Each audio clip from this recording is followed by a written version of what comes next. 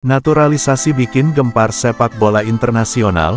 Berkat pemain diaspora dunia, timnas Indonesia siap berlaga melawan Australia, Bahrain, dan China. Malaysia malah ikut-ikutan sirik dengan Garuda. Mantan pemain timnas Indonesia, Evan Dimas, berharap pemain naturalisasi timnas Indonesia tidak dibedakan. FIFA dengan secara khusus mengulas peluang timnas Indonesia lolos ke Piala Dunia 2026.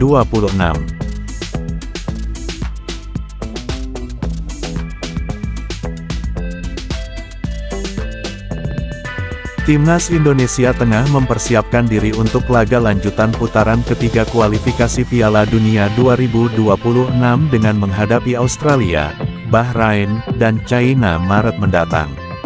Persiapan serius dari PSSI dan pelatih Shin Tae-yong, termasuk naturalisasi pemain, bertujuan untuk memperkuat skuad Garuda dan memberikan peluang terbaik bagi Indonesia untuk melangkah lebih jauh di kancah internasional.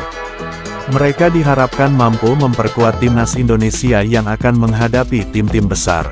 Kehadiran pemain diaspora dunia, sangat dinanti para supporter yang percaya bahwa kualitas pemain ini akan memberikan dampak besar di lapangan.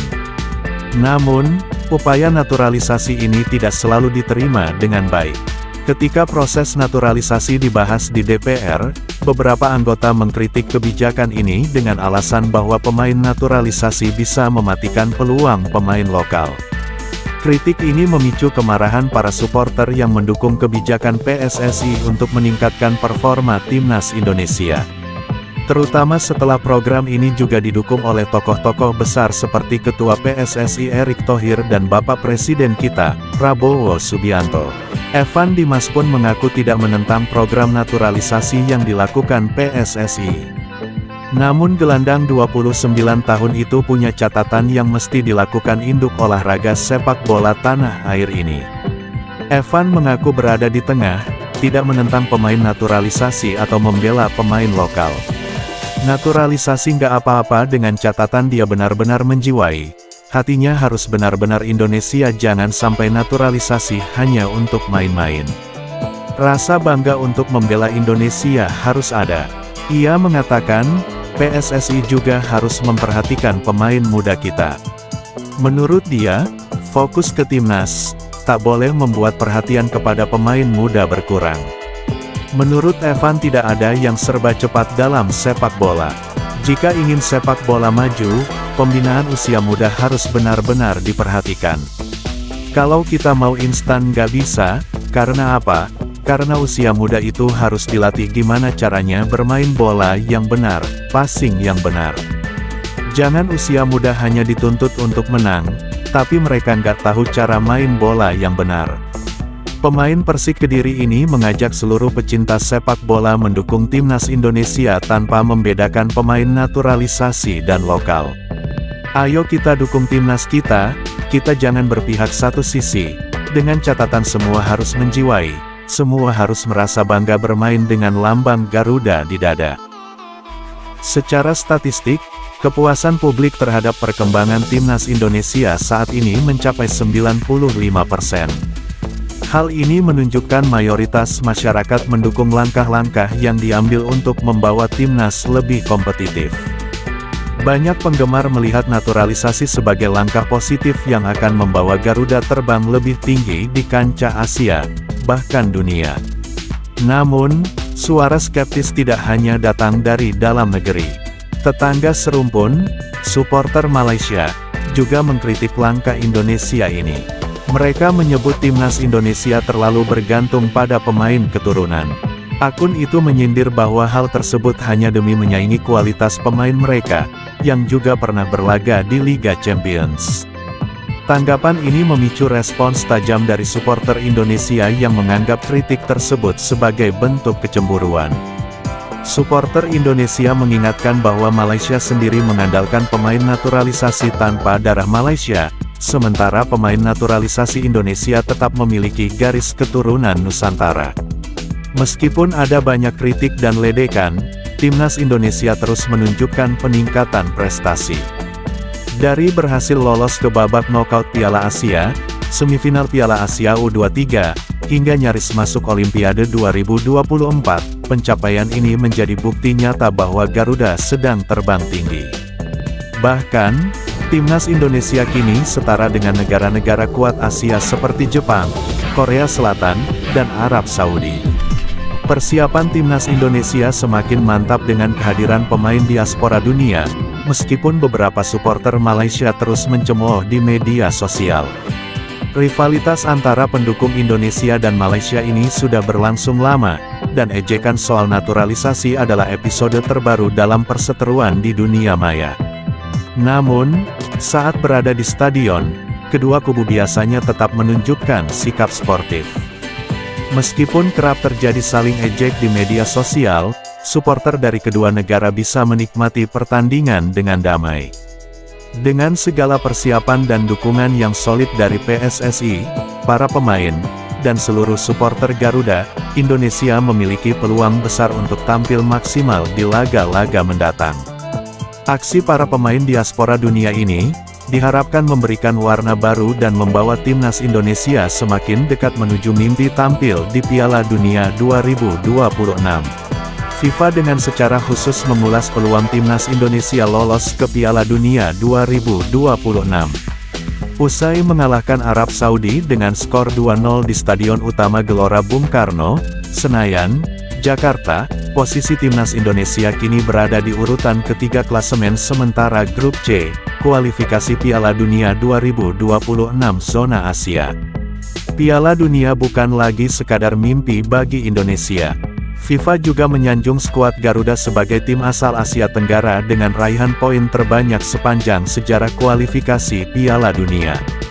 Maka, tak heran, hal itu membuat dunia sepak bola semakin gempar dengan kekuatan asuhan Shin Tae-yong.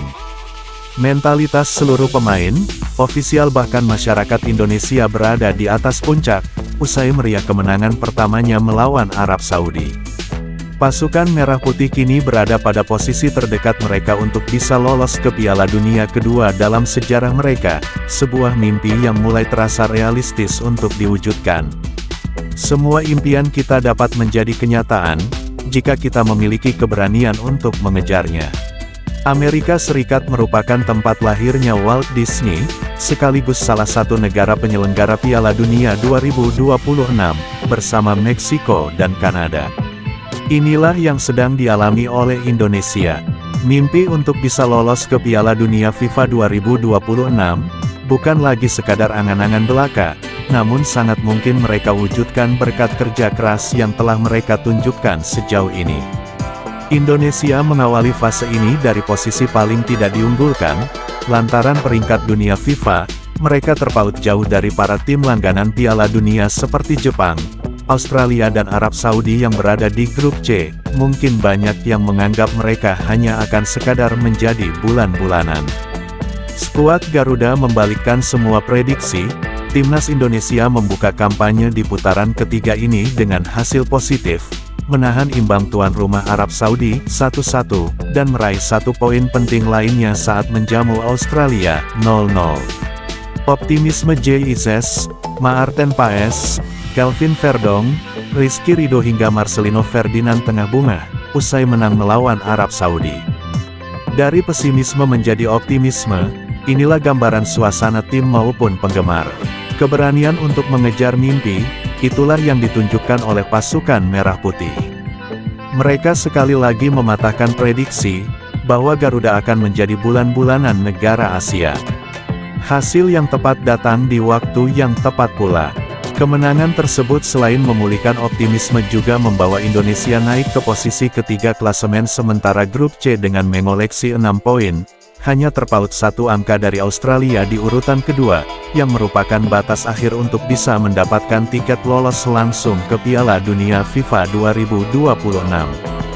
Kemenangan ini membuat kami semakin dekat dengan target kami untuk berada di posisi ketiga atau keempat dan dengan 2 pertandingan kandang yang akan datang, itu adalah kemungkinan yang nyata. Kami dapat merasakannya, para pemain dapat merasakannya, kami harus mengambil motivasi besar dan melakukan yang terbaik untuk mencapai tahap kualifikasi berikutnya, ungkap Shin Tae-yong.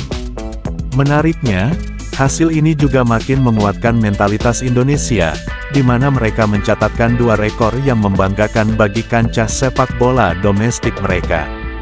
Rizky Ridho dan kawan-kawan untuk pertama kalinya meraih kemenangan dalam rekor pertemuan melawan Arab Saudi yang sudah berlangsung selama 14 pertandingan di ajang apapun sejak mereka pertama bertemu pada 1981. 6 poin yang diperoleh Indonesia sejauh ini mengungguli apa yang dicapai oleh Vietnam pada kualifikasi Piala Dunia FIFA 2022 dengan 4 poin.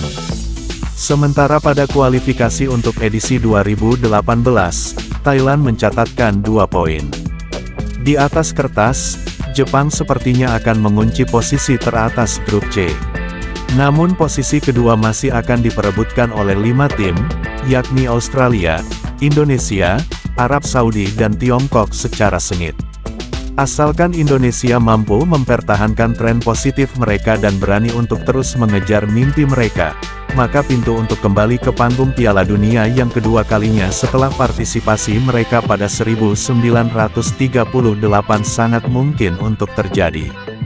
Fakta tersebut setidaknya bisa menjadi tambahan kepercayaan diri bagi Indonesia dan dengan putaran ketiga kualifikasi Asia yang masih menyisakan 4 pertandingan, peluang untuk bisa lolos langsung ke ajang yang akan digelar di kawasan Amerika Utara dan Tengah itu masih terbuka lebar. Apakah Garuda bisa tetap optimis mengalahkan Australia, Bahrain, dan China? Apakah Garuda optimis lolos kualifikasi Piala Dunia 2026 dengan mudah? Apakah Garuda bisa tampil di Piala Dunia 2026?